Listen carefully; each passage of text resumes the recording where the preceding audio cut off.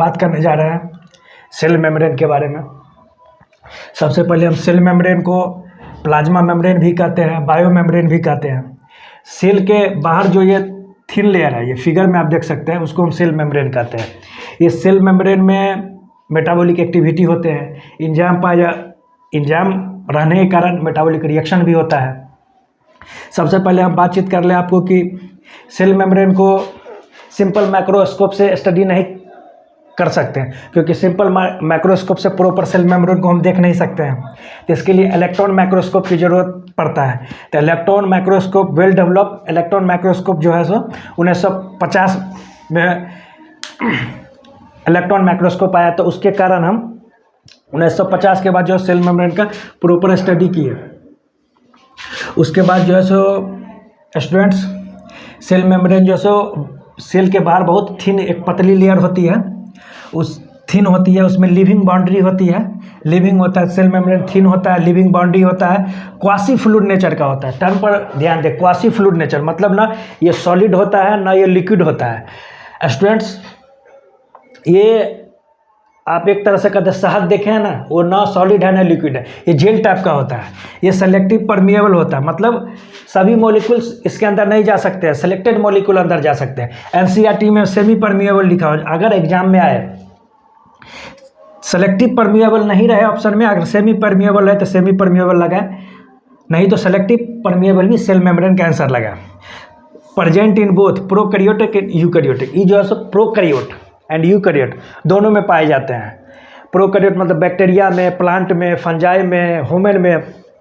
एक तरह से सेल मेम्ब्रेन को हम यूनिवर्सल लेयर भी कह सकते हैं। सेल मेम्ब्रेन को आप यूनिवर्सल लेयर भी कह सकते हैं। और इसका जो है सो सिंपल माइक्रोस्कोप में प्रॉपर स्टडी नहीं कर पाए, इसमें दिखाई नहीं देता, प्रॉपर आपको विजुअल ही नहीं होता है। इसके लिए हम लोग इलेक्ट्रॉन माइक्रोस्कोप में स्टडी किए। इलेक्ट्रॉन माइक्रोस्कोप वेल डेवलप 1950 में आया। 1950 के बाद जो है सेल मेम्ब्रेन का हम बात करते हैं कि average composition of cell membrane. Cell membrane किन किन कंपोनेंट के बने हैं, तो सबसे पहले ये 3 कंपोनेंट इसमें बने होते हैं। ये प्रोटीन, लिपिड और कार्बोहाइड्रेट के बने होते हैं। इसमें आपको परसेंटेज ध्यान रखना पड़ेगा। सबसे पहले प्रोटीन जो है सो 58 से 59% होता है, 58 से 59%। लिपिड 40% होता है, लिपिड फॉस्फोलिपिड, कोलेस्ट्रॉल, ग्लाइकोलिपिड।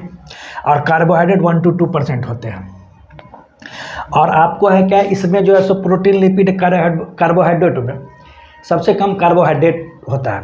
और हम आपको ह्यूमन आरबीसी के मेम्ब्रेन जो है, chemical composition human RBC membrane में बात करें तो इसमें 52% होता है आपका प्रोटीन, लिपिड 40% होता है, कार्बोहाइड्रेट 8% होता है। आप दोनों में देखिए, ह्यूमन आरबीसी और दोनों का जो आपको परसेंटेज लिखा हो उसमें देख सकते हैं कि सबसे ज़्यादा प्रोटीन है और सबसे कम कार्बोहाइड्रेट है। लेकिन एक लाइन है एनसीईआरटी की, the ratio of protein and lipid varies considerable in different cell type. आप जो है ह्यूमन आरबीसी में प्रोटीन का परसेंटेज ज़्यादा है, नर्व सेल में हो सकता है कि लिपिड का परसेंटेज ज़्यादा हो, तो वेरी कर सकता है।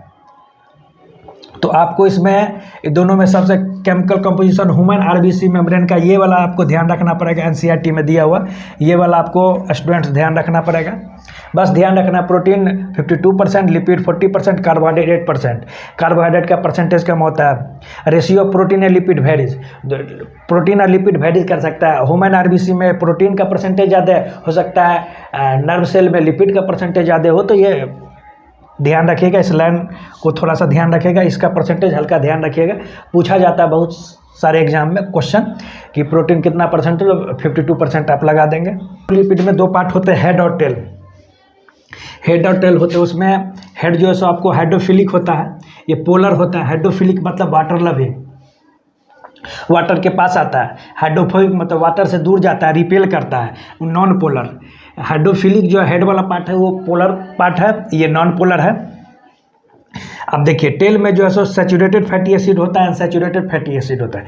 ये कार्बन का जो सिंगल बॉन्ड है वो सैचुरेटेड फैटी एसिड होता है, ये सॉलिड टाइप का होता है। इसका एग्जांपल आप घी मान सकते हैं।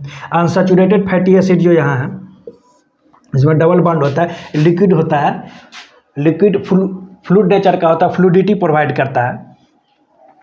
फॉस्फोलिपिड में हेड और टेल, इसमें आपको हेड हाइड्रोफिलिक है और टेल हाइड्रोफोबिक है।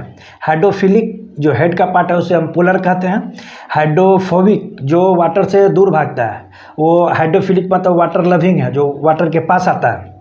ये दोनों प्रेजेंट हो, हाइड्रोफिलिक हाइड्रोफोबिक मतलब पोलर नॉन पोलर दोनों प्रेजेंट होने के कारण इसका नाम हम लोग देते हैं एम्फीफैटिक मॉलिक्यूल्स। मतलब हाइड्रोफिलिक हाइड्रोफोबिक दोनों प्रेजेंट है, मतलब वाटर हेड पार्ट जो है सो वाटर लविंग है, टेल पार्ट जो है सो वाटर से रिपेल करता है, दूर भागता है, आप देख सकते हैं। और ये दोनों को कंबाइंड मिला के एम्फीफैटिक मॉलिक्यूल्स बोलते हैं, हाइड्रोफिलिक हाइड्रोफोबिक। हाइड्रोफिलिक जो है सो पोलर नेचर का है, या नॉन पोलर नेचर का है। इसमें सिंगल बॉन्ड जो है सो सैचुरेटेड फैटी एसिड है, सॉलिड होता है ये कार्बन का जो डबल बॉन्ड यहाँ है वो अनसैचुरेटेड फैटी एसिड, आप आसानी से पहचान सकते हैं, फिगर बना हुआ।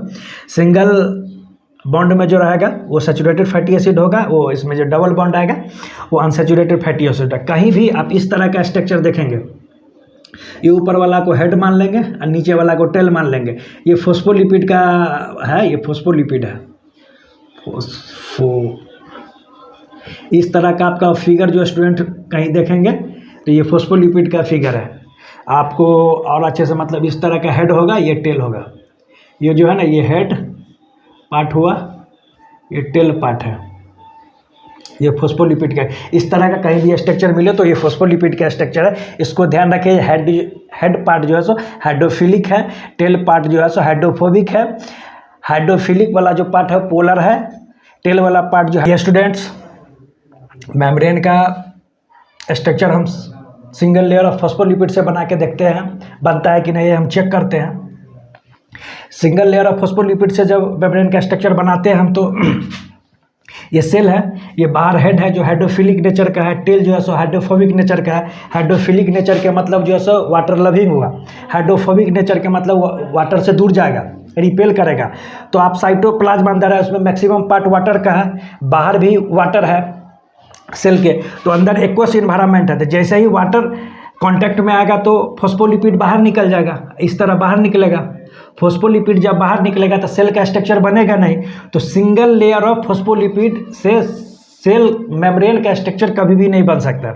इसके लिए डबल लेयर ऑफ फोस्फोलिपिड चाहिए। सिंगल लेयर से आप देखिए, यहाँ जैसे ही कांटेक्ट में आएगा वाटर कांटेक्ट में आने के बाद जो फोस्फोलिपिड बाहर निकल जाएगा, बाहर निकलेगा तो सेल का स्ट्रक्चर ही नहीं प्रॉपर बन सकता है।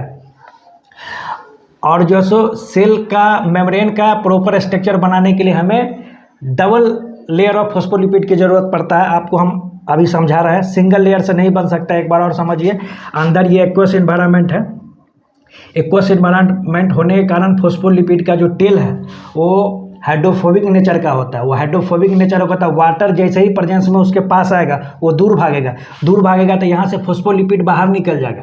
फोस्फोलिपिड जब बाहर निकल जाएगा तो प्रॉपर स्ट्रक्चर ही नहीं बनेगा। तो सिंगल लेयर ऑफ फोस्फोलिपिड से मेम्ब्रेन का स्ट्रक्चर बनाना संभव नहीं है, इसलिए सिंगल लेयर ऑफ फोस्फोलिपिड से स्ट्रक्चर नहीं बनेगा।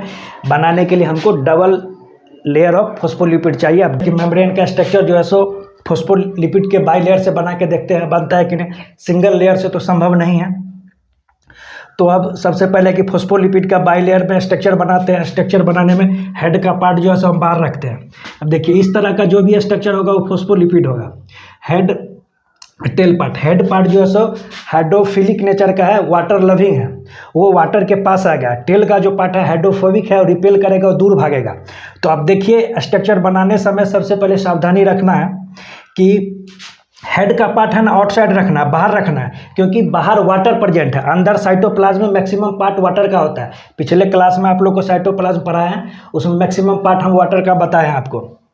और बाहर भी वाटर है, अंदर भी वाटर है साइटोप्लाज्म का। तो हेड का पार्ट जो है सो हेड का पार्ट आउटसाइड रखेंगे, टेल का पार्ट इनसाइड रखेंगे।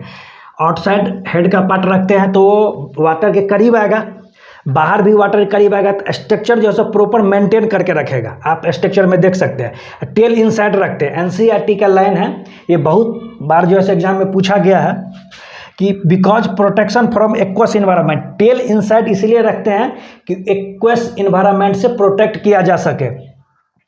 अगर हम बाहर रखेंगे टेल का पार्ट तो एकदम स्ट्रक्चर बिगड़ जाएगा, बाहर फेंक देगा। सिंगल लेयर में जो हाल हुआ वही चीज़ होगा। तो इसलिए हेड का पार्ट जो है सो आउटसाइड रखना है, टेल का पार्ट इनसाइड रखना है। पूरा फिगर में आप देख सकते हैं टेल का पार्ट हम इनसाइड रखें, क्योंकि टेल वाला पार्ट जो है सो हाइड्रोफोबिक नेचर का है। फोबिक का मतलब रिपेल कर रहा है, और हेड का पार्ट जो है सो हाइड्रोफिलिक नेचर का है, वो वाटर लविंग है, वो वाटर के पास आएगा, पानी के पास आएगा, तो बाहर भी पानी के पास जा रहा है, अंदर भी पानी के पास जा रहा है, तो ये प्रॉपर एक शेप मेंटेन कर रहा है, स्ट्रक्चर मेंटेन कर रहा है। तो इसीलिए मेम्ब्रेन का स्ट्रक्चर बनाने के लिए फोस्फोलिपिड का बाई लेयर जरूरी है, सिंगल लेयर जरूरत नहीं है। सिंगल लेयर में तो फोस्फोलिपिड को बाहर फेंक दे रहा है, वाटर रिपेल करके बाहर फेंक दे रहा है। तो आपको सिंगल लेयर और डबल लेयर दोनों में समझाया है। कभी भी एग्जाम में क्वेश्चन पूछा जाए तो बाई लेयर ऑफ फोस्फोलिपिड जो है सबको आंसर लगाना है।